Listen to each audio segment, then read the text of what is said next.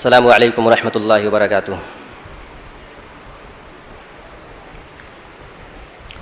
ان الحمد للہ نحمده ونستعینه ونستغفره ونعوذ باللہ من شرور انفسنا ومن سیئات اعمالنا، من يهده الله فلا مضل له ومن يضلله فلا هادي له، واشهد ان لا اله الا الله وحده لا شريك له، واشهد ان محمدا عبده ورسوله۔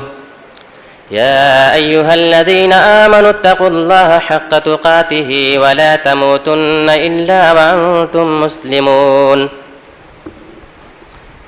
يا ايها الناس اتقوا ربكم الذي خلقكم من نفس واحدة وخلق منها زوجها وبث منهما رجالا كثيرا ونساء، واتقوا الله الذي تساءلون به والأرحام إن الله كان عليكم رقيبا۔ يا أيها الذين آمنوا اتقوا الله وقولوا قولا سديدا يصلح لكم أعمالكم ويغفر لكم ذنوبكم، ومن يطع الله ورسوله فقد فاز فوزا عظيما۔ أما بعد، فإن خير الحديث كتاب الله، وخير الهدي هدي محمد صلى الله عليه وسلم، وشر الأمور محدثاتها، وكل محدثة بدعة، وكل بدعة ضلالة، وكل ضلالة في النار۔ أعوذ بالله من الشيطان الرجيم، بسم الله الرحمن الرحيم۔ قل للمؤمنين يغضوا من أبصارهم ويحفظوا فروجهم ذلك أزكى لهم إن الله خبير بما يصنعون۔ وقل للمؤمنات يغضضن من أبصارهن ويحفظن فروجهن ولا يبدين زينتهن إلا ما ظهر منها۔ رب اشرح لي صدري ويسر لي أمري واحلل عقدة من لساني يفقهوا قولي۔ محترم حاضرین مجلس، صدر اجلاس، اسٹیج پر تشریف فرما معزز و موقر علماء، بزرگان دین، نوجوان ساتھیوں، عزیز بچوں، پردہ نشین خواتین اسلام،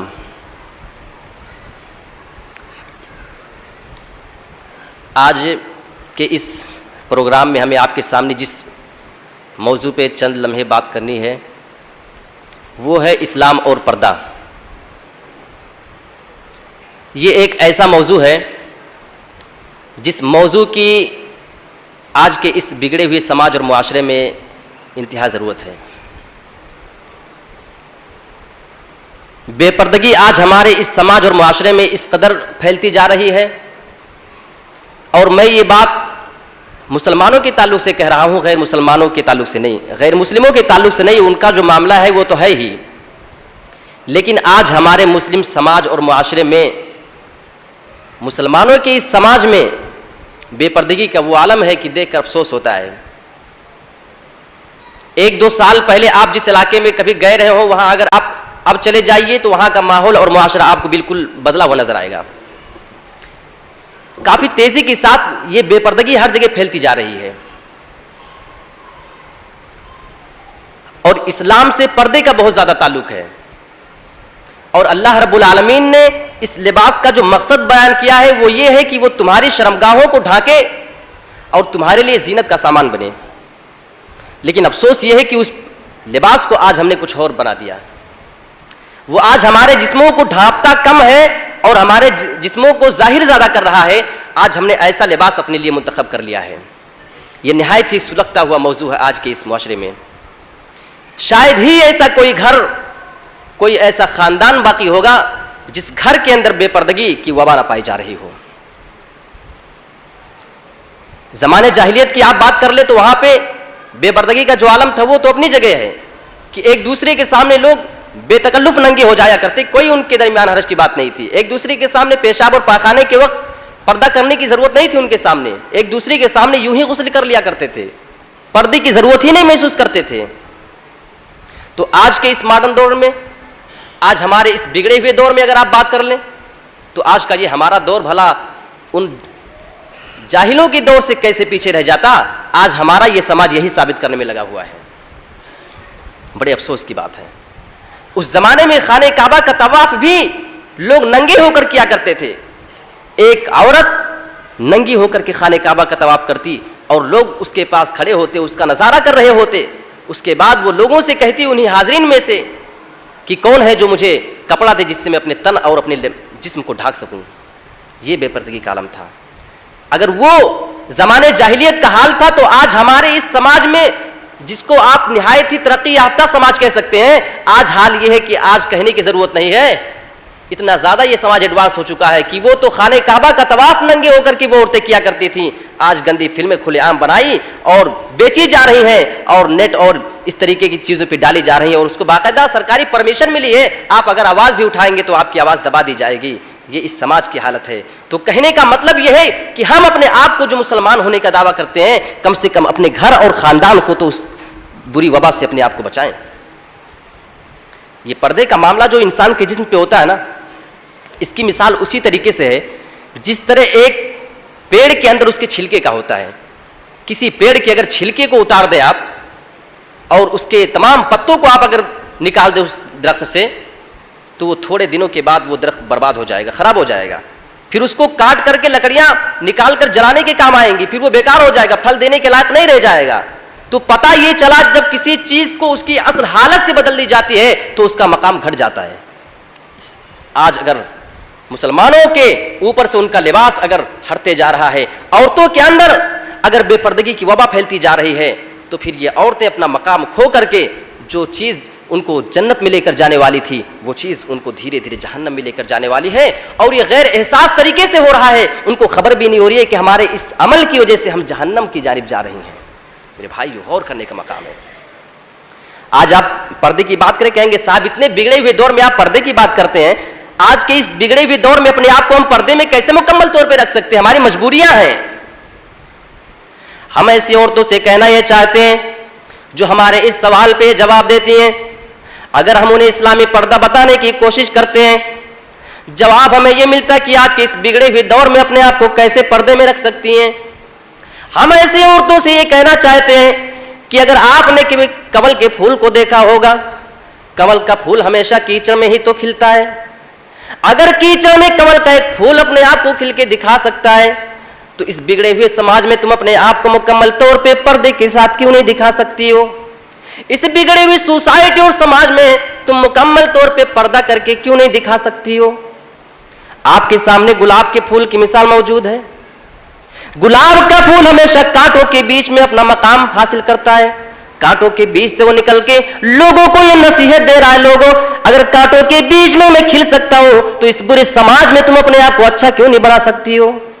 میں ایسی عورتوں سے کہنا چاہ رہا ہوں. اور آج کل یہ اعتراض کیجئے کہ آپ کے اس سماج میں, آپ کے اس گھر گھرانے میں بے پردگی زیادہ ہو گئی ہے. جواب ملتا ہے کہ یار اس سماج میں اپنے آپ کو اس طرح کیسے بچا سکتے ہیں؟ اتنا تو ہو ہی جاتا ہے, لوگوں کا گھر میں آنا جانا ہے, اتنی رشتہ داریاں ہیں. کیا اللہ کے نبی صلی اللہ علیہ وسلم کے زمانے میں, کیا صحابہ کے دور میں لوگوں کی رشتہ داریاں لوگوں سے نہیں تھیں؟ تو انہوں نے پردے کا اہتمام کیا ایک دوسرے سے کہ نہیں کیا؟ تو اسلام کو آپ چھوڑ دیں گے اگر آپ کی رشتہ داری ہے, اگر بہت زیادہ لوگوں کا گھروں میں آنا جانا ہے تو آپ پردہ کرنا چھوڑ دیں گے؟ یہ تو کوئی بات نہیں بنی. میرے بھائیو, کہنے کا مطلب یہ ہے. اور آئیے شیطان کے سب سے بڑے مقصد کو ہم جاننے کی کوشش کرتے ہیں. شیطان کا مقصد ہی یہی تھا کہ انسانوں کو ایک دوسرے کے سامنے ننگا کر دے. جب اللہ رب العالمین نے اس شیطان مردود کو جنت سے نکالا تو اس نے قسم کھا کے کہا تھا فَبِعِزَّتِكَ لَأَغْوِيَنَّهُمْ أَجْمَعِينَ. اللہ تو ہمیں نکال تو رہا ہے جنت سے, لیکن تیری عزت کی قسم کھا کے کہتا ہوں میں تیری سارے بندوں کو گمراہ کر کے چھوڑوں گا. اور اللہ نے اس کو پوری اجازت دے دی ہے کہ جا, جو تیرے راستے پہ چلے گا ہم اسے بھی تیرے ساتھ جہنم میں ڈال دیں گے, اور جو میرا نیک بندہ ہوگا وہ تیرے بہکاوے میں آنے والا نہیں ہے. شیطان حضرت آدم علیہ السلام کے پاس اور حضرت حوا علیہ السلام کے پاس جاتا ہے, کیا مقصد تھا اس کا؟ آپ کہہ سکتے ہیں کہ گمراہ کرنا چاہتا رہا ہوگا, جنت سے نکلوانے کا پلاننگ کرتا رہا ہوگا, گمراہی کے راستے پہ لے کے جانے کا ارادہ رہا ہوگا شیطان کا. نہیں, جواب غلط. قرآن ہمیں یہ بتاتا ہے فوسوس لهم الشیطان لیبدی ما وري عنهما من سوآتهما, کہ شیطان نے وسوسہ ان دونوں کے اندر اس لیے ڈالا, ہمارے ماں باپ کے اندر, تاکہ ان کی شرمگاہوں کو ایک دوسرے کے سامنے ننگی کر دے جس کو ان سے چھپا دیا گیا تھا. تعجب کی بات ہے کہ شیطان بڑے سے بڑے گناہ کو چھوڑ کر آج کے اس سماج میں پائے جانے والے شرک اور کفر جیسے بڑے بڑے گناہوں کو چھوڑ کر وہ ہمارے باپ اور ماں کو سب سے زیادہ کس چیز کے لیے حریص ہے؟ ہمارے ماں باپ کو سب سے زیادہ جس چیز کے لیے کروانا چاہتا تھا, قرآن نے اس کو بتایا. شیطان کا مقصد یہ تھا کہ وہ پھر ان دونوں کو ایک دوسرے کے سامنے ننگا کر دے, ان کی شرمگاہوں کو ایک دوسرے کے سامنے کھلوانا چاہتا تھا. جو شیطان جنت کے اندر ہمارے ماں باپ کے ساتھ یہ سلوک کروا سکتا ہے, ان کے جسم سے لباس کو نکلوا کے ان کو جنت سے دنیا کی جانب بھجوا سکتا ہے, وہ شیطان اس دنیا کے اندر, اس سماج کے اندر, اس بگڑے ہوئے اس ماڈرن دور کے اندر ہماری ماں اور بہنوں کے کپڑے کم اور چست اور جالی دار کروا کے ان کو جہنم میں کیسے نہیں لے جا سکتا ہے؟ بہت آسان راستہ اس کا ہو گیا. یقیناً غور کیجئے کہ شیطان کا سب سے بڑا مقصد یہی تھا کہ ان کو ننگا کر دے, دوسرا کوئی مقصد نہیں. اور قرآن یہ بیان کرتا ہے فلما ذاق الشجرہ, جب حضرت آدم اور حوا نے اس درخت کے پھل کو شیطان کے باکابے کی وجہ سے کھا لیا, بدت لہما سوآتہما, جب انہوں نے وہ درخت کا پھل اپنے ٹیسٹ کر لیا, کھا لیا, تو ان کی شرمگاہیں کھل گئیں. وطفقا یخصفان علیہما من ورق الجنہ, شرمگاہ جب کھل گئی, مارے شرم کے وہ اپنے شرمگاہوں کو جنت کے پتوں سے ڈھانکنے لگے. پتہ یہ چلا کہ انسان ایک دوسرے کے سامنے ننگا نہیں ہو سکتا ہے. حالانکہ میاں بیوی ہیں, حضرت آدم شوہر ہے اور حضرت حوا بیوی ہیں, ایک دوسرے کے سامنے بھی اپنی شرمگاہ کو انسان کھلے ہوئے دیکھ کر گوارا نہیں کیا, اور دونوں جنت کے پتوں سے اپنی شرمگاہوں کو ڈھانکنا شروع کر دیا. میرے بھائیوں, یہ چیز بتلا رہی ہے کہ انسان کی فطرت میں ہے کہ وہ انسان بے پردہ نہیں ہو سکتا ہے. پردہ کرنا یہ انسان کی فطرت سلیمہ کا تقاضا کرتی ہے. اگر کوئی انسان عقل سلیم رکھتا ہے تو پردہ کرنا اس کا لازمی حصہ ہے. میرے بھائیوں, حضرت آدم اور حوا کا اس وقت اپنے جسم کو جنت کے پتوں سے ڈھانپنا اس بات کی دلیل ہے کہ بے پردگی یہ مسلمانوں کی علامت نہیں ہو سکتی ہے. لیکن آج حالات کچھ اور ہیں. شیطان نے جنت میں ہمارے باپ اور دادا کو, ہمارے باپ کو, ہماری ماں کو ننگا کروا دیا, اور دنیا میں یہی چال ہمارے ساتھ بھی وہ چلنا چاہتا ہے. اس لیے اللہ رب العالمین نے کمال شفقت دکھلاتے ہوئے ہمیں اس کی سازش سے بھی تنبیہ آگاہ کر دیا ہے, تنبیہ فرما دی ہے. یا بنی آدم لا یفتننکم الشیطان کما اخرج ابویکم من الجنہ, اے انسانوں سنو, جس طریقے سے تمہارے باپ اور تمہاری ماں کو شیطان نے جنت سے نکلوا دیا, کہیں تمہیں بھی اسی طرح وہ فتنے میں نہ ڈال دے.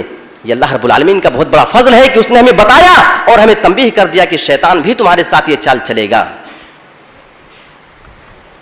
یہ لباس کا تعلق انسان کے جسم سے بہت گہرا ہے, اور اگر یہ بات کہہ دی جائے تو غلط نہیں ہوگی کہ ایک جانور کے درمیان اور ایک انسان کے درمیان جہاں پہ بہت سارے فرق ہیں, وہاں پہ ایک فرق لباس کا بھی ہے. آپ نے کسی جانور کو کبھی دیکھا ہے کہ وہ کپڑا پہن کے گھوم رہا ہو آپ کی طرح لنگی اور بنڈی پہن کے ٹہلتے ہوئے؟ نہیں دیکھا ہوگا.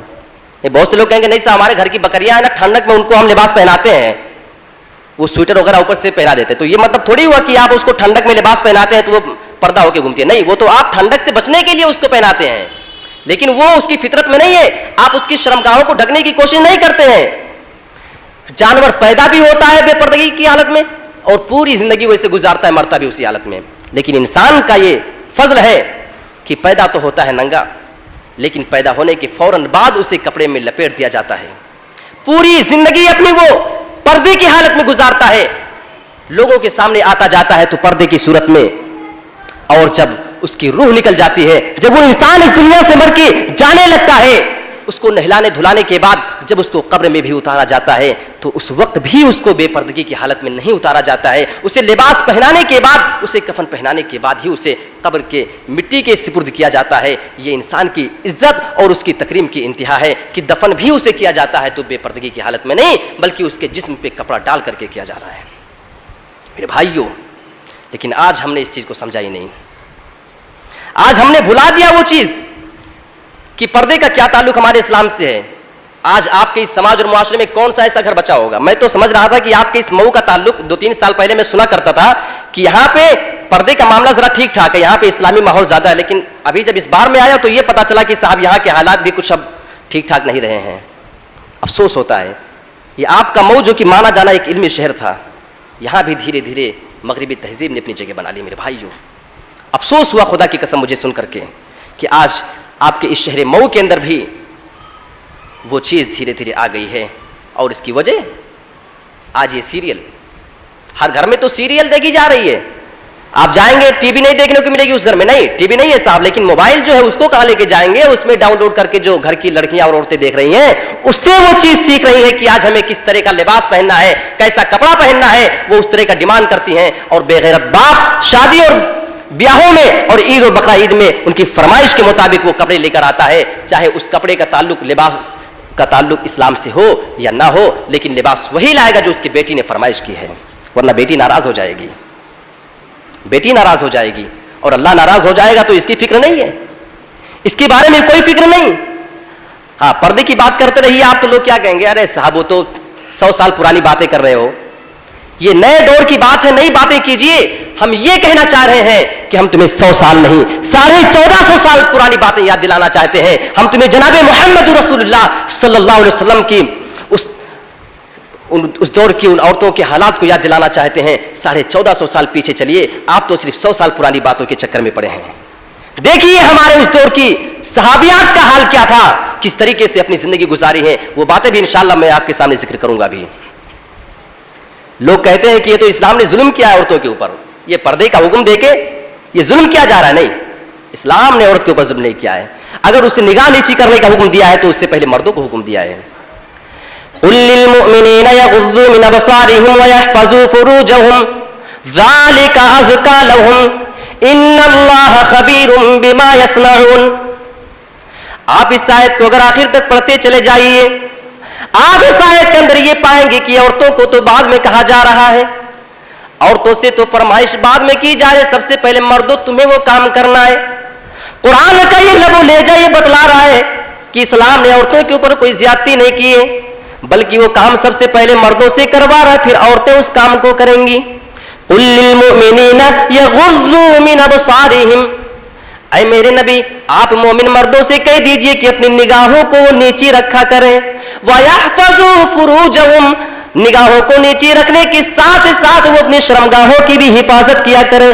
ذَلِكَ أَزْكَى لَهُمْ, یہ چیز اگر وہ ایسا کر لیں گے, ان کی شرمگاہوں کی حفاظت کرنا, ان کی نظروں کا نیچی رکھنا, یہ چیز ان کے لیے زیادہ پاکی کا سبب ہے. ان اللہ خبیر بما یصنعون, اور اللہ رب العالمین بخوبی واقف ہے اس چیز سے جو کچھ یہ لوگ کر رہے ہیں. پھر بھائیو اس کے بعد عورتوں کو حکم دیا جا رہا ہے, لیکن عورتوں کے سلسلے میں جب بات آئی تو وہاں پہ چند چیزوں کا اضافہ کر دیا گیا. وَقُلْ لِلْمُؤْمِنَاتِ يَغْضُضْنَ مِنْ أَبْصَارِهِنَّ وَيَحْفَظْنَ فُرُوجَهُنَّ وَلَا يُبْدِينَ زِينَتَهُنَّ إِلَّا مَا ظَهَرَ مِنْهَا. یہاں پہ اس فرمان کے آگے تھوڑی سی بڑھت کے ساتھ اللہ رب العالمین عورتوں سے بھی کچھ مطالبہ کر رہا ہے. اے میرے نبی آپ مومنہ عورتوں سے بھی کہہ دیجئے, میری ماں اور بہنوں غور سے سننا, تم بھی بہت کثیر تعداد میں سننے آئی ہو. آپ نے اس جلسے سے ایک چیز کو اپنے اندر بٹھا لیا, ایک بھی عورت نے اگر بے پردگی کو چھوڑ دیا, خدا کی قسم ایک بھی عورت اگر میری بات سے اپنے اندر اصلاح پیدا کر لی, میں سمجھتا ہوں کہ آپ کا یہ پروگرام کرانا اور میرا اتنی دور سے گجرات سے چل کے آنا, یہ ساری چیزیں سفل ہو جائیں گی. غور سے سننا. وَقُلْ لِلْمُؤْمِنَاتِ, اے میرے نبی آپ مومنہ عورتوں سے بھی یہ کہہ دیجئے, یغضضن من ابصارہن, وہ بھی اپنی نگاہوں کو نیچی رکھیں. ہاں عورتیں اس بات کو یاد رکھیں. آپ اس سماج میں دیکھیں گے نا کہ جب عورتوں کو مرد دیکھیں تو نگاہیں نیچی کر لیں, اور عورتیں جتنا چاہے گھور گھور کے دیکھیں. آپ کسی گلی سے گزر جائیے, کوئی اجنبی اگر آگے آئے تو ساری عورتیں کوششیں کرتی ہیں کہ کھڑکی کھول کر کسی نہ کسی طریقے سے دیکھا جائے کہ یہ کون ہے, کیسے جا رہا ہے. یہ آج کل بہت برا دور چل رہا ہے عورتوں میں. یہ کون سا طریقہ ہے؟ اگر مرد اپنی نگاہیں تمہارے اوپر نہیں ڈال رہے ہیں تو تمہیں کس نے یہ حق دے دیا ہے کہ تم گھور گھور کے ان کو دیکھو, کون جا رہا ہے, کیسے جا رہا ہے, یہی آئے ہوئے ہیں. نہیں, اسلام نے تمہیں بھی اس سے منع کیا, تمہیں بھی اسلام نے یہ حکم دیا ہے کہ تم بھی اپنی نگاہوں کو, اپنی نظروں کو نیچی کر کے چلو. وَيَحْفَظْنَ فُرُوجَهُنَّ، اور اپنی شرمگاہوں کی بھی حفاظت کیا کریں. یہ تعلیم تمہیں بھی دی جا رہی ہے، مردوں کو بھی دی جا رہی ہے، تم اس سے اپنے آپ کو الگ نہیں کر سکتی ہو. وَلَا يُبْدِينَ زِينَتَهُنَّ إِلَّا مَا ظَهَرَ مِنْهَا، اے نبی آپ ان عورتوں سے یہ بھی فرما دیجئے کہ وہ اپنی زیب و زینت کا اظہار نہ کیا کریں مگر جو ظاہر ہو جائے. کیا مطلب ہوا اس کا؟ جو ان کی زیب و زینت کی چیزیں ہیں اس کو بالکل مکمل طور پہ جب کہیں نکلیں گی تو پردے میں ڈھک کر کے نکلیں گی. الا ما ظہر منہا، مگر وہی چیزیں جو ظاہر ہو جائے، جن کا چھپانا ممکن نہ ہو. اس مسئلے میں بہت زیادہ اختلاف. کچھ لوگ یہ کہتے ہیں کہ بھائی انگلی کا پور دکھ سکتا ہے، یہ ہاتھ کی انگلیاں اور پیر کا کچھ حصہ دکھ سکتا ہے. اور کچھ لوگ یہ کہتے ہیں کہ نہیں، جب وہ اپنے آپ کو لوگوں کے سامنے نکالے گی تو مکمل طور پہ پردے میں ہو کر اس کا چہرہ بھی ڈھکا ہو، ہاتھ بھی پیر بھی. تو الا ما ظہر منہا کا مطلب یہ ہوا کہ اس کے اوپر جو چادر ہے، جو برقع اور نقاب ہے، وہ اگر ظاہر ہے، چونکہ اس کو اب چھپا ہی نہیں سکتی ہیں. وہ بھائی نقاب پہن کے ایک عورت نکلے گی تو ظاہر ہے کہ وہ نقاب تو نظر آنا ہی آنا ہے. اس کے اوپر اگر ایک اور چادر اگر عورت ڈال لے تب بھی وہ چادر نظر آئے گی. یعنی کوئی نہ کوئی ایک چیز ایسی ہوگی جو سب سے اوپر رہے گی اور وہ چیز نظر آئے گی. تو یہ اس کا مطلب ہے. ہاں، یہ نہ عورتیں سمجھ لیں کہ چلو اجازت ملے گی چہرہ کھول کے پھریں گے. الا ما ظہر منہا، جو چیز ظاہر ہو جائے مجبوری میں اس کو کھول کے گھوم سکتی ہو. آپ دیکھیے کپڑوں کی دکانوں پہ عورتیں جاتی ہیں، یہاں سے تو جائیں گی بالکل اپنے شوہر میاں کو بیوقوف بنا کے، ہاں پردے میں جا رہے ہیں، اس کے بعد دکان پہ پہنچنے کے بعد یہ دروازہ کھلتا ہے. اور اس بے غیرت دکاندار کے سامنے جو غیر مسلم ہے، کیا ہے اس کے بارے میں کچھ پتہ نہیں، اس کے ایمان اور عقیدے کا، اس کے سامنے اپنے چہرے کو کھول کر، اور جب وہاں سے نکلیں گی تو پھر پردے کو ڈھانک لیں گی. یہ پردہ اللہ کے خوف سے کیا جا رہا ہے یا شوہر میاں کے خوف سے کیا جا رہا ہے کہ ابھی آئیں گے تو پٹائی ہوگی؟ اگر اللہ کے لیے کر رہی ہو تو آپ کو وہاں پہ بھی منہ اور چہرے کا کھولنا جائز نہیں ہے. وہاں پہ بھی آپ کو اسی طرح کا سلوک کرنا ہے جس طرح آپ گھر سے نکلتے ہوئے اپنے چہرے کو ڈھانک کر کے نکلتی ہو. تو یہ حکم ہے. اور آج آپ نظر نیچی کی بات کر رہے ہیں، نظر نیچی کیجیے. آپ آج کے اس سماج کی لڑکیوں سے یہ بتانے کی کوشش کر رہے ہیں کہ نظر نیچی کریے. یہاں تو کھلے عام کالجوں اسکولوں میں پڑھنے کے لیے جا رہی ہیں، ایک ہی بینچ پہ لڑکا بھی بیٹھ کے پڑھ رہا ہے، لڑکی بھی بیٹھی ہے، اور گھر میں بے غیرت باپ اپنی نگاہوں کے سامنے دیکھ رہا ہے کہ میری بیٹی پڑھنے جا رہی ہے. نوجوان بیٹا بھی دیکھ رہا ہے کہ ہاں وہ میری بہن جا رہی ہے. اس کی بے غیرتی کہاں مر جاتی ہے؟ اسے کیوں نہیں اس بات کا خیال ہے کہ میری بہن اور میری بیٹی جہاں جا رہی ہے اس چیز سے اسلام نے منع کیا ہے. آپ کہیں گے اسلام نے کہاں منع کیا ہے؟ ایک ساتھ تعلیم حاصل کرنے سے اسلام کہاں منع کر رہا ہے؟ مردوں اور عورتوں کو منع کیا ہے. آپ کہیں گے کہ بھائی مولانا صاحب آپ کو کیا اعتراض ہے؟ ہماری بہن بیٹی اگر پڑھے گی نہیں، لکھے گی نہیں تو ڈاکٹر اور انجینئر کیسے بنے گی، ترقی کیسے کرے گی؟ آپ کو کیا اعتراض ہے؟ اعتراض ہمیں نہیں، اعتراض جناب محمد رسول اللہ صلی اللہ علیہ وسلم کو ہے. اعتراض اسلام کو ہے آپ کے اس روش سے. جب نبی کے دور میں، جو کہ سب سے بہتر دور، خیر القرون جس کو کہا گیا کہ سب سے بہترین دور، اس سے بہتر دور کوئی ہو ہی نہیں سکتا ہے، اس دور میں بھی جب عورتوں کو اجازت نہیں تھی کہ مرد اور عورت ایک ساتھ آ کے علم حاصل کریں، تو آج کے اس بگڑے ہوئے دور میں، اور اس دور میں تو صحابی تھے پڑھانے والے اللہ کے نبی سے، سارے لوگ بہترین صحابیات تھیں، پائے جانے والی تمام عورتوں میں سب سے افضل جو ہمارے لیے مثال ہے صحابی ہوا کرتے تھے، جو ہمارے لیے مثال ہے. اور اللہ کے نبی صلی اللہ علیہ وسلم وہ تو استاد تھے، ان کے بارے میں تو کچھ کہنا ہی نہیں.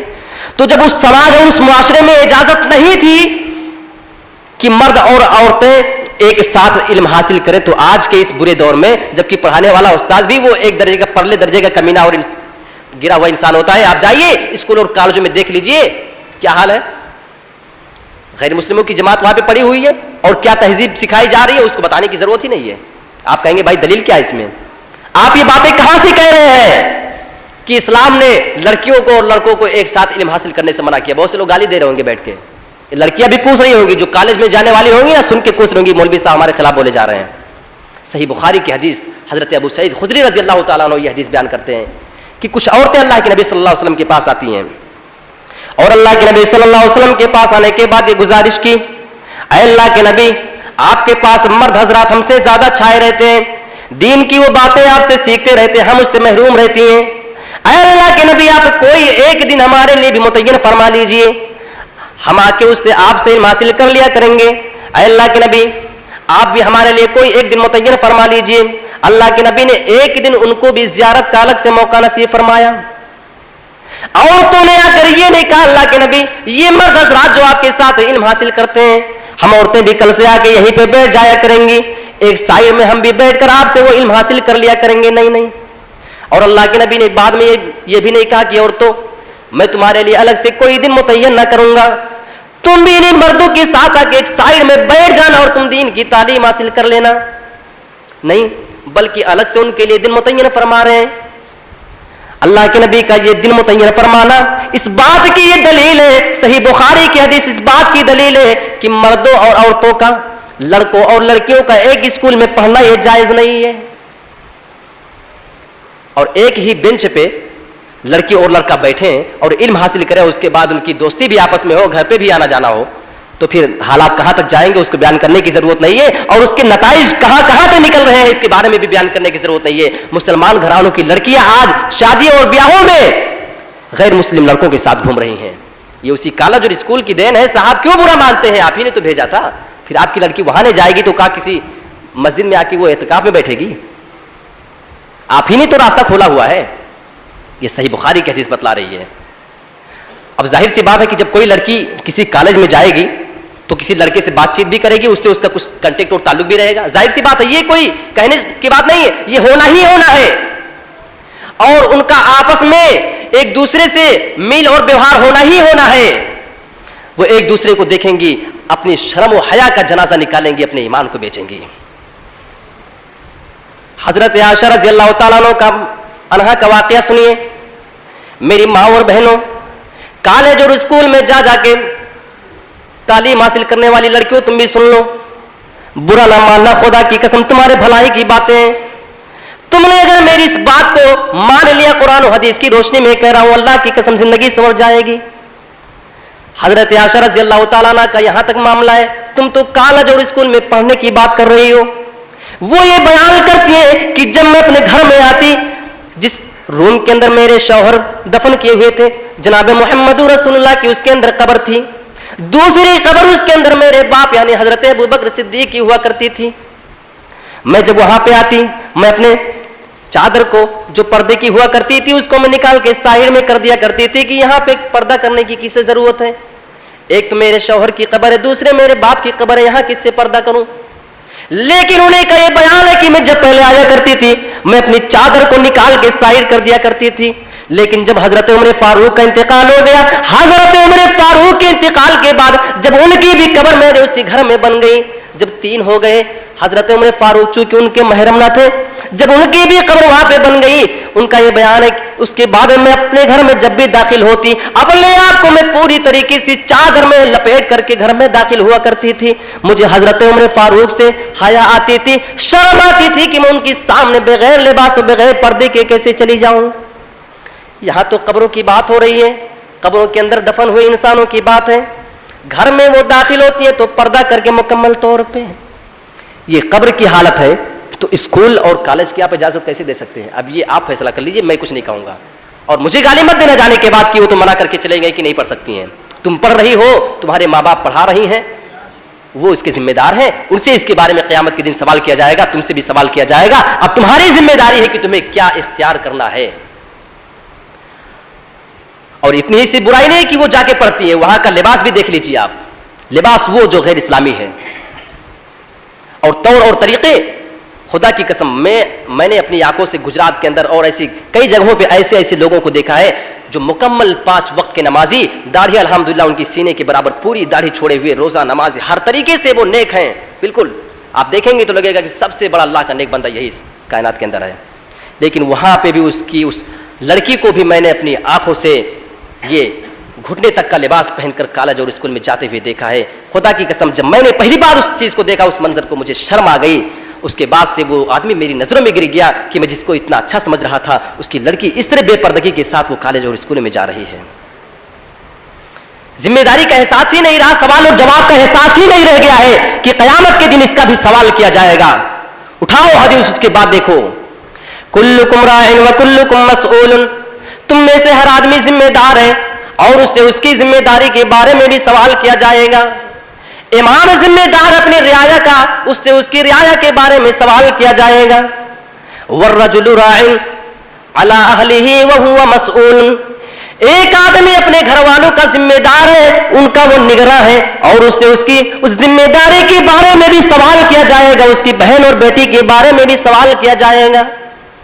آپ اگر باپ ہیں آپ اپنی بیٹی کے ذمہ دار بنتے ہیں، آپ اگر بھائی ہیں آپ اپنی بہن کے ذمہ دار بنتے ہیں، آپ اگر ماموں ہیں اپنی بھانجی کے ذمہ دار ہیں، آپ اگر اس کے چچا ہے تو اپنی بھتیجی کی ذمہ دار بنتے ہیں۔ خدا کی قسم اس چیز کا آپ کو سوال ہوگا، جواب دینا پڑے گا۔ وَالْمَرْأَةُ رَاعِيَةٌ عَلَى بَيْتِ زَوْجِهَا وَهِيَ مَسْئُولَةٌ، اور یہاں پہ عورتوں کو چھٹکارا نہیں، عورتیں بھی اپنے شوہر کے گھر کی ذمہ دار ہیں، اور ان سے بھی ان کی ذمہ داری کے بارے میں سوال کیا جائے گا کہ انہوں نے اپنے شوہر کے گھر کو کیسا چلایا ہے۔ کہیں ایسا تو نہیں کہ انہوں نے اپنی بیٹیوں کو کالج اور اسکولوں کا راستہ دکھایا ہوا ہو۔ اور اس سماج میں خدا کی قسم زیادہ عورتوں ہی کے اندر کمی ہوتی ہے۔ اگر شوہر کسی طریقے سے اگر زبردستی کرے کہ نہیں اپنی بیٹی کو ہم اسکول میں نہیں بلکہ اس کو مدرسے میں پڑھائیں گے، دینی تعلیم نہیں، وہ ٹانگ لا کے بیٹھ جائیں گے، وہ فلاں میری پڑوسن جو ہے وہ اپنی بیٹی کو ڈاکٹری پڑھا رہی ہے، میں اپنی بیٹی کو وہاں مدرسے میں بھیج کے وہ اس کی زندگی بیکار کروں گی۔ ڈانٹتی ہے شوہروں کو باقاعدہ، اور یہ منظر میں نے خود سنا ہے اپنے کانوں سے گجرات کے اندر۔ بڑے افسوس کی بات ہے، کیا ان عورتوں کو اپنی ذمہ داری کا احساس نہیں ہے؟ آپ کے اس مئو کے اندر بھی 2 سال سے الحمدللہ یہ رواج ہو گیا مسلمانوں میں کہ ان کی لڑکیاں بھی جو ہے اب کالج اور اسکول میں دھڑلے کے ساتھ جا رہی ہیں۔ پہلے تو یہ وبا کچھ کم تھی لیکن اب اور زیادہ بڑھتی جا رہی ہے۔ اگر اس پہ لگام نہ لگایا گیا خدا کی قسم سارے لوگ اس کے ذمہ دار ہوں گے۔ ہر آدمی اپنے گھر والوں کے بارے میں اس سے پوچھا جائے گا کہ اس نے اپنی ذمہ داری کو کہاں تک ادا کیا۔ حدیث کے آگے کے الفاظ یہ ہیں، ایک غلام اپنے مالک کے مال کا ذمہ دار ہے، اس سے اس کی ذمہ داری کے بارے میں سوال کیا جائے گا۔ الا وکلکم راع وکلکم مسئول، خبردار سن لو اے مسلمانوں، تم میں سے ہر آدمی ذمہ دار ہے اور اس سے اس کی ذمہ داری کے بارے میں سوال کیا جائے گا۔ جتنے بھی لوگ اس کائنات کے اندر ہیں سارے کے سارے لوگ اپنے گھر والوں کے ذمہ دار ہیں، ان کے وہ نگراں ثابت ہو رہے ہیں، اور ان سے ان کی نگرانی کے بارے میں بھی سوال کیا جائے گا، ان سے بھی پوچھا جائے گا۔ کیا جواب دیں گے قیامت کے دن؟ یہاں تو دنیا میں چند حساب نہیں دے پا رہے ہو، قیامت کے دن اپنی بیٹی کی زندگی کا تم حساب کیسے دو گے؟ تمہاری بیٹی جب کالج کے لیے پڑھنے جایا کرتی تھی، راستے میں اس نے کون کون سے گل کھلائے تھے؟ اسکول میں جانے کے بعد اس کے کس کس لڑکے سے تعلق ہوئے تھے؟ یاد رکھنا اس کے بارے میں تم سے بھی سوال کیا جائے گا، کیونکہ تم اس کے ذمہ دار ہو۔ اگر نہیں بھیجو گے تو تمہاری لڑکی زبردستی نہیں جا سکتی ہے، وہ نہیں جا سکتی ہے زبردستی، آپ ہی اس کے ذمہ دار ہیں۔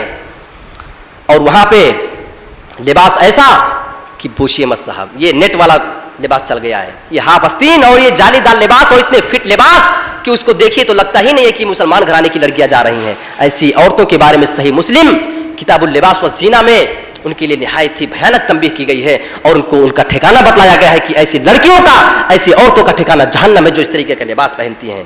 نساء کاسیات عاریات ممیلات مائلات، سن لے ایسی عورتیں جو کپڑا بھی پہنے ہوں گی اور ننگی بھی وہ ہوں گی، کپڑا بھی پہننے کے باوجود وہ ننگی نظر آئیں گی۔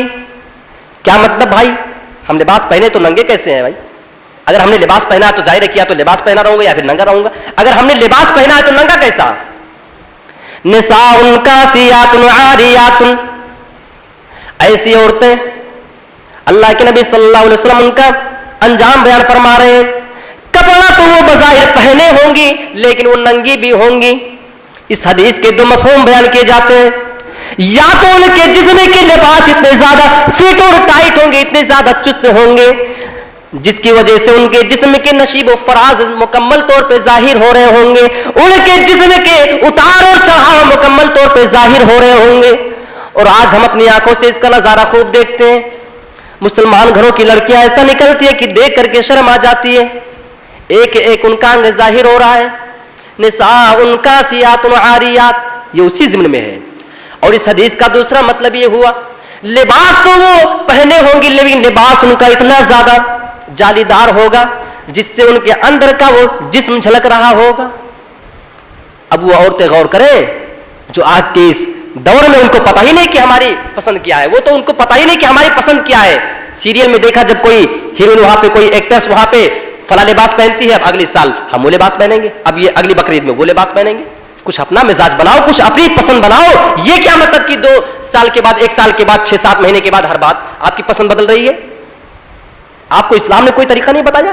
یہ تو ان کا طریقہ ہے کہ آج 6 مہینے کے بعد یہ لباس ہے, یہ فیشن نیٹ والا چل رہا ہے, پھر کبھی گھاگرا چولی چلے, کبھی کچھ, وہ لباس تو بدلتے رہیں گے. لیکن اسلام نے جو تمہیں لباس بتلایا ہے وہ لباس شروع سے لے کر کے آخری دور تک کے لیے ہے میری بہنوں. اس کو آپ اختیار کیوں نہیں کرتی ہیں؟ کیوں ان فیشنوں اور ماڈرن دور والی لڑکیوں کے پیچھے آپ جا رہی ہیں؟ وہ غور کریں. اللہ کے نبی صلی اللہ علیہ وسلم نے فرمایا تھا لا يدخل الجنۃ ولا يجدن ريحها وان ريحها لتوجد من مسيرة كذا وكذا رواہ مسلم فی کتاب اللباس والزینہ. صحیح مسلم کی حدیث ہے. ایسی عورتیں جو اس طریقے کے لباس پہنیں گی, لباس وہ پہننے کے باوجود ننگی نظر آئیں گی, یعنی اگر بہت زیادہ فٹ اور چست لباس پہن کر نکلیں گی, یا لباس ان کا ایسا ہوگا کہ ان کے جسم جھلک رہے ہوں گے. کھلے لفظوں میں یہ کہہ دوں کہ وہ نیٹ اور جالی والا لباس پہن کے چلیں گی. ایسی عورتوں کے بارے میں اللہ کے نبی نے یہ وعید فرمائی ہے لا يدخل الجنہ, ایسی عورتیں کبھی بھی جنت کے اندر نہ جائیں گی. جنت کے اندر جانا تو بہت دور کی بات ہے, بعد میں سوچنا. ولا یجدن ریحها, جنت میں جانا تو بہت دور کی بات ہے, اس کی خوشبو بھی نہ پا سکیں گی. جبکہ حال یہ ہے کہ جنت کی خوشبو تو بہت دور دور سے محسوس کی جائے گی. یعنی وہ عورتیں جہنم کے اندر اتنے نچلے اور اتنے نچلے حصے میں چلی جائیں گی کہ وہاں پہ ان کو جنت کی خوشبو تک نصیب نہ ہوگی. پتہ یہ چلا کہ جہنم کے انتہائی نچلے حصے میں وہ چلی جائیں گی جہاں پہ ان کو جنت کی خوشبو تک نصیب نہیں ہوگی. یہ کن کا حال ہے؟ ان عورتوں کا حال ہے جو جالی والا لباس پہنتی ہیں یا بہت زیادہ فٹ اور چست لباس پہن کر کھلے عام بازاروں میں نکلا کرتی ہیں.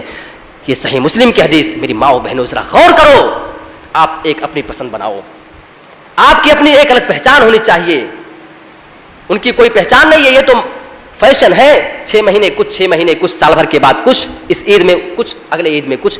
یہ کیا ہوا؟ آپ کو اسلام نے کوئی طریقہ نہیں بتلایا ہے؟ کیا قرآن نے آپ کو نہیں بتلایا کہ آپ کو کس طریقے سے رہنا ہے؟ بس آپ جو دیکھیں گے وہی کرتی جائیں گی. حضرت عائشہ رضی اللہ تعالیٰ عنہ کے پاس باریک لباس پہن کر کچھ عورتیں آئی ایک قبیلے کی. حضرت عائشہ رضی اللہ تعالیٰ عنہ نے ان سے یہ فرمایا اگر تم مومنہ ہو, میری ماں اور بہنوں غور سے سننا. حضرت عائشہ ان عورتوں کے بارے میں کیا بیان فرما رہی ہے جو باریک لباس پہنا کرتی تھی. حضرت عائشہ نے ان سے یہ فرمایا کہ اگر تم مومنہ ہو تو یہ لباس مومنہ عورتوں کا نہیں ہے, اور اگر تم مومنہ نہیں ہو تو دنیا کی زندگی 4 دن کی ہے, مزے کر لو, جیسے چاہو گزار لو, مزے کر لو. حضرت عائشہ کی نگاہوں میں وہ لڑکی, وہ عورت مومنہ ہی نہیں جو جالی دار باریک لباس پہن کے گھومتی ہو. غور کیجئے, لباس میں آج نئے نئے فیشن بنانے والی عورتوں, بے پردگی کے ساتھ نکل کر آج اپنی خوبصورتی کو دکھانے والی عورتوں, ذرا غور سے سنو. ایک عورت اللہ کے نبی صلی اللہ علیہ وسلم کے پاس آئی, اسے مرگی کا دورہ پڑا کرتا تھا. اللہ کے نبی کے پاس آ کے کہنے لگی اللہ کے نبی مجھے مرگی کی بیماری ہے, آپ اللہ سے دعا کر دیجئے کہ مرگی کی بیماری میری صحیح ہو جائے. اللہ کے نبی صلی اللہ علیہ وسلم نے فرمایا کہ اگر میں چاہوں تو تمہارے لیے دعا کر دوں اور تم ٹھیک بھی ہو جاؤ گی, لیکن اگر تم صبر کرو تو یہ تمہارے لیے بہتر ہے. وَلَكِ الْجَنَّةُ, اور بدلے میں تمہیں جنت بھی ملے گی. جب اس عورت نے سنا کہ اللہ کے نبی یہ فرما رہے ہیں کہ اگر میں اس کام کے اوپر صبر کر لوں تو مجھے جنت نصیب ہو جائے گی, اس عورت نے کہا اللہ کے نبی کوئی بات نہیں, آپ میرے لیے دعا نہ کرنا, میری مرگی کی بیماری کی ٹھیک ہونے کی آپ دعا نہ کیجیے, کوئی بات نہیں, لیکن ایک چیز کی دعا تو آپ کو کرنی پڑے گی اور اس کی دعا آپ میرے لیے کر دیجئے. اللہ کے نبی نے فرمایا کہ وہ کیا چیز ہے؟ اس عورت نے بتایا اللہ کے نبی جب مجھے مرگی کا دورہ پڑتا ہے میں بے ہوش ہو جاتی ہوں, میرے جسم کے کپڑے بھی نکل جاتے ہیں, میں بے پردہ ہو جایا کرتی ہوں. اے اللہ کے نبی آپ اللہ سے بس ایک یہ دعا کر دیجئے کہ اللہ میری اس بے پردگی کو ختم کر دے, جب مجھے مرگی کا دورہ آئے تو میں اس وقت بے پردہ نہ ہوا کروں. اللہ کے نبی نے دعا کیا اور اس کے بعد سے جب اس عورت کو مرگی کا دورہ پڑتا تو وہ عورت جب بے ہوش ہوتی تو بے پردگی اس کی نہیں ہوتی تھی, وہ تو بے ہوشی کی حالت میں بھی پردے کا خیال کیا کرتی تھی. آج تو تم گھر سے ہوش و حواس میں بے پردگی کے ساتھ نکل رہی ہو, حالانکہ اگر مرگی کی حالت میں کسی کو اگر دورہ پڑ جائے, اگر وہ بے پردہ ہو جائے تو اس کو گناہ بھی نہیں ملے گا, کیونکہ اس کی کیا اس میں اس کی مجبوری بن رہی ہے, وہ تو بے ہوش ہو گئی, جسم کا لباس کھل گیا تو اس میں اس کی تو کوئی غلطی نہیں ہے. لیکن اس عورت کو یہ فکر ہوئی اللہ کے نبی آپ یہ دعا کر دیجئے کہ اللہ میری اس بے پردگی کو دور کر دے, اور وہ چیز ہوئی. वो मिर्गी की हालत में उस चीज को बर्दाश्त नहीं कर रही है, बेहोशी की हालत में पर्दे की इतनी फिक्र। आजकल होश में रहने वाली ये नौजवान लड़कियां, इनको पर्दे की कोई फिक्र नहीं। ऐसा मालूम हो रहा है कि इनको दुनिया ही में रहना है और ये दुनिया का लिबास पहन के बस इनको और कुछ नहीं चाहिए, इनको जन्नत वगैरह से कोई ताल्लुक नहीं है। ये इनका कैरेक्टर बतला रहा है। ये समाज और ये मुआशरा हमारा इतना आज एडवांस हो चुका है, गौर कीजिए कहां जा रही हैं आज हमारी माएँ और बहनें। अपने लिबासों को संवारो। और ये हमारे इस समाज में माहौल जो इतना गलत हो चुका है, इसका असर आप देखना चाहते हैं?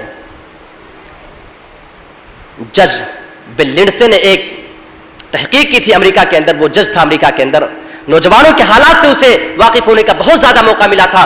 उसने 312 लड़कियों का उसने जब चेकअप किया, उसकी तहकीक की उनकी ख्वाहिशात के बारे में, तो उसने ये रिपोर्ट निकाला कि 312 में से 255 लड़कियां ऐसी हैं जो 11 से 13 और 12 साल की उम्र के अंदर ही वो मुकम्मल तौर पे बालिग हो जाती है। उनके अंदर वो जिनसी ख्वाहिशात पाई जाने लगती है जो कम से कम 18 साल और 20 साल और इससे भी ज्यादा उम्र वाली लड़कियों के अंदर पाई जानी चाहिए। आज वो 13-12 साल की उम्र में ही उस तरीके से बालिग है, उनके अंदर जिनसी एहसासात इस तरीके से पाए जा रहे हैं जो 18 साल से ज्यादा की औरतों में पाया जाना चाहिए था। मेरे भाइयों, ये इस समाज का ये हाल है। आज इस समाज का इतना बुरा फर्क हमारे इस समाज में पड़ रहा है और उसकी वजह सबसे ज्यादा अगर मैं कहूं तो कह सकता हूं कि ये सीरियल है। क्योंकि आप ना किसी घर में जाइए और पूछिए कि फिल्म वगैरह, नहीं फिल्म कोई नहीं देखता हमारे घर में, पिक्चर कोई नहीं देखता, सीरियल देखते हो। हाँ, सीरियल देख लेते हो, उसमें कोई बुराई नहीं है, उसमें तो अच्छी चीजें होती हैं। हाँ, लग रहा है कि कुरान और हदीस की बात उसमें बयान की जा रही है बिल्कुल ढलने के साथ। जी हाँ, सीरियल तो देखते हो, उसमें क्या बुराई है, उसमें तो बिल्कुल देखते हैं। और ये तो आजकल के जियो का दौर, लोड करके रख लो, एक शो अगर छूट भी जाए तो बाद में देखो। ये अजीब हाल बना हुआ है। आज मगरिबी तहजीब अपने इस चाल में कितना कामयाब हो गया है मुसलमानों के इस समाज को खोखला करने के लिए, कि जिस चाल के लिए उसने कदम उठाया था आज उसमें मुकम्मल तौर में कामयाब नजर आ रहा है।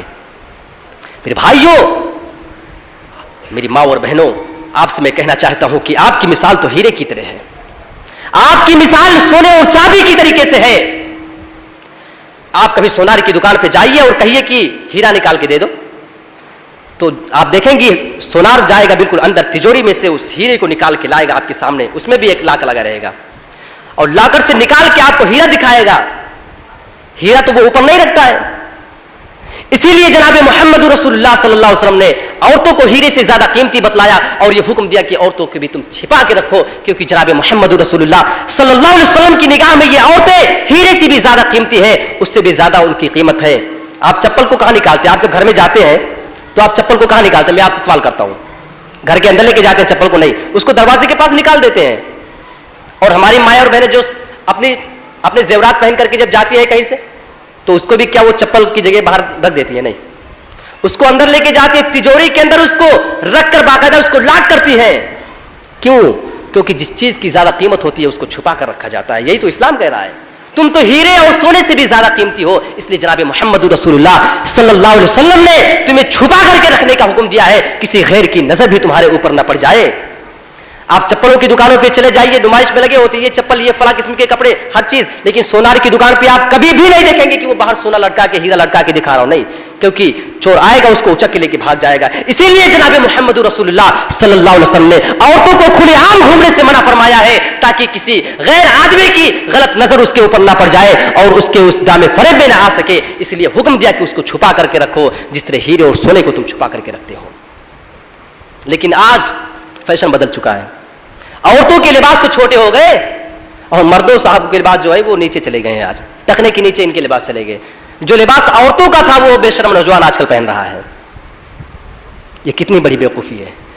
औरतों का लिबास ऊपर होते जा रहा है, टाइट और फिटिंग होते जा रहा है, यहां से यहां आ गया, और मर्दों का लिबास ये जहां टखने से ऊपर होना चाहिए था वो नीचे चला गया। हजरत उमर फारूक रजी अल्लाह तआला अन्हु का वाक़या आप देखिए। मन रआ मिनकुम मुनकरन फलयुगय्यिरहु बियदिही फ़इन लम यस्तति फ़बिलिसानिही फ़इन लम यस्तति फ़बिक़ल्बिही वज़ालिका अज़अफ़ुल ईमान। तुम में से जो किसी भी बुराई को देखे अपने हाथ से उसको मना कर दे, हाथ से अगर मना करने की ताकत ना हो तो उसको अपनी जबान से मना कर दे, जबान से रोक दे। फ़इन लम यस्तति फ़बिक़ल्बिही, अगर उसको हाथ से भी रोकने की उसके अंदर ताकत ना हो तो कम से कम अपनी जबान से उसको मना कर दे। वज़ालिका अज़अफ़ुल ईमान, और उसका अपने दिल में बुरा जानना इससे ईमान का सबसे कमतर दर्जा है। آج ہمارے سماج میں دیکھ لیجئے مردوں کے تعلق سے ان کے لباس کتنے زیادہ جا رہے ہیں نیچے. اللہ کے نبی نے فرمایا اگر تم اس کو اپنی آنکھوں سے دیکھ رہے ہو اپنے ہاتھ سے اس کو روک دو. حضرت عمر فاروق رضی اللہ تعالیٰ عنہ کی زندگی کا واقعہ آپ لیجئے. ایک نوجوان جا رہا تھا, اس کے ٹخنے کے نیچے وہ لٹک رہا تھا, آپ نے بلوایا اور اس کو اپنے ہاتھوں سے کاٹ کر کے چھوٹا کر دیا. لیکن یہی عمر فاروق ہے, جب فجر کی نماز میں وہ امامت کرا رہے تھے, ابو لولو نابی آدمی نے صفوں کو چیرتے ہوئے گھس کر کے ان کے پیٹ میں زہر آلود خنجر مار دیا ہے. زہر آلود خنجر ان کے پیٹ میں ایسا لگا کہ ان کا پیٹ بالکل مکمل طور پہ پھٹ چکا ہے. پیٹ اتنا زیادہ پھٹا ہوا تھا, شہد اور دودھ ان کو پلائے جا رہے تھے, وہ ان کے پیٹ کے راستے سے باہر آ جا رہے تھے, پیٹ ان کا اتنا زیادہ پھٹ چکا تھا. ایسی حالت میں لوگ امیر المومنین کی عیادت کرنے کے لیے آ رہے ہیں کہ امیر المومنین نہایت ہی بیمار ہے, مرض الموت میں مبتلا ہے. لوگ عیادت کرنے کے بعد واپس جاتے. ایک نوجوان بھی ان کی عیادت کرنے کے لیے آیا اور عیادت کرنے کے بعد وہ نوجوان واپس جانے لگا. حضرت عمر فاروق نے اس نوجوان کو دیکھ لیا جاتے ہوئے, ان کی نگاہ پڑ گئی, آپ نے اس نوجوان کو بلوایا. میرے بھائی ذرا غور کرنا, یہ کس حالت کی بات ہے جب امیر المومنین اپنے منہ سے کچھ کھانے کی بھی طاقت نہیں رکھتے ہیں, شہد ان کو پلائی جا رہے تو ان کے پیٹ کے راستے سے باہر آ جا رہے ہیں. اس نوجوان کو بلوایا. نوجوان آنے کے بعد کہنے لگا امیر المومنین کیا بات ہے, آپ نے ہمیں کیوں بلایا ہے؟ کہا اللہ کے نبی صلی اللہ علیہ وسلم نے جو یہ تمہارا اظہار تمہارے ٹخنے سے نیچے لٹک رہا ہے اس سے منع فرمایا ہے. اسلام نے اس چیز کو حرام قرار دیا ہے, لہٰذا میرے بھائی تم جاؤ اس کو اوپر کر لینا. آپ ذرا غور کیجئے, زبان سے اگر منع کرنے کی طاقت ہے, حضرت عمر فاروق اس کو اپنی زبان سے منع کرتے ہیں. زبان سے بھی طاقت نہ ہو تو دل سے برا جانو, اور دل سے برا جاننے کا مطلب یہی ہوتا ہے کہ کم سے کم اس کام کو آپ خود نہ کریے. یہ سب سے کمتر درجہ کے ایمان ہے, اور ہمارے اندر آج کا وہ کمتر درجہ والا ایمان بھی نہیں پایا جا رہا ہے, کیونکہ وہ کام آج ہم خود کر رہے ہیں. اپنے گھر اور سماج میں جب برائیوں کو ہم دیکھتے ہیں, اپنی عورتوں کو, اپنی ماں اور بہنوں کو جب ہم دیکھتے ہیں بے پردگی کے ساتھ نکلتے ہوئے, منع نہیں کرتے ہیں. اگر ہم ان کو نہیں منع کرتے ہیں, خدا کی قسم سمجھ لو کہ اس حدیث کا ہم انکار کر رہے ہیں, اس پہ ہم عمل نہیں کر پا رہے ہیں. ذرا غور کیجئے, اپنے کم سے کم گھر کا تو آپ جائزہ لیجئے, گھر کو تو اپنے آپ سدھاریے. حضرت فاطمہ رضی اللہ تعالیٰ عنہ کا واقعہ, میرے بھائیوں, میری ماں اور بہنوں ذرا غور کیجئے. اپنی ایک سہیلی سے کہہ رہی ہیں کہ عرب کے لوگوں کا یہ دستور ہے کہ جب کوئی مر جاتا ہے تو اس کو تختے پر وہ لے کر کے جاتے ہیں, تختے پر اس کو لے کر کے جاتے ہیں. جب میں بھی مر جاؤں گی لوگ بھی میری لاش کو تختے کے اوپر لے کے جائیں گے, مجھے تو بڑی شرم آئے گی, مجھے تو بڑی شرم آئے گی کہ لوگ میری لاش کو تخت کے اوپر سے لے کر کے جائیں گے, اور اجنبی لوگ میری اس لاش کے اوپر, میرے اس پردے کے اوپر نگاہیں دوڑا رہے ہوں گے, مجھے تو اسی حالت میں بڑی شرم آئے گی. ان کی سہیلی نے کہا اے فاطمہ, میں حبشہ کی طرف ہجرت کر کے گئی تھی, میں نے وہاں پہ حبشیوں کا یہ طریقہ دیکھا تھا کہ جب وہ اپنے مردوں کو دفن کرنے کے لیے لے کے جاتے تو صندوقچہ بنایا کرتے تھے, اور اسی صندوقچہ میں ان کو لے کے جایا کرتے تھے. یہ حالات تھے.